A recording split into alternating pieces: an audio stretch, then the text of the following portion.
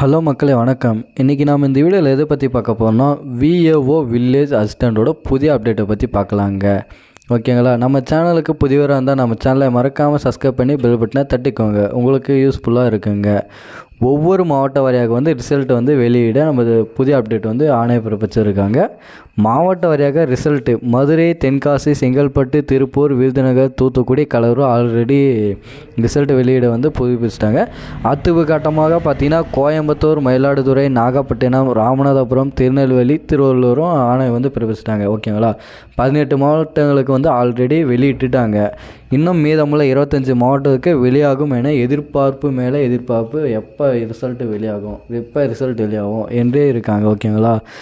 2748 பேர் village assistant நியமன தேர்வுக்கு தயார் நிலையில் இருக்காங்க.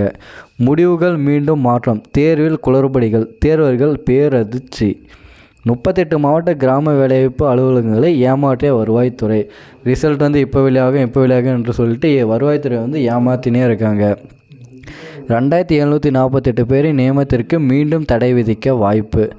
இன்னும் சென்னை, திருச்சி, சேலம் மாவட்டங்களுக்கு வில்லேஜ் அசிஸ்டன்ட் ரிசல்ட் வெளியாகும் என்று எதிர்பார்ப்பு. இன்றைக்கி பார்த்தீங்கன்னா சென்னை, திருச்சி, சேலம் எல்லாம் பார்த்தீங்கன்னா இன்றைக்கி ரிசல்ட்டு வெளியாகும் என்று புதிய அப்டேட் வந்துச்சுங்க. எப்போ வேணாலும் இந்த 3 டிஸ்ட்ரிக்ட் பார்த்தீங்கன்னா ரிசல்ட் வருங்க. ஓகேங்களா?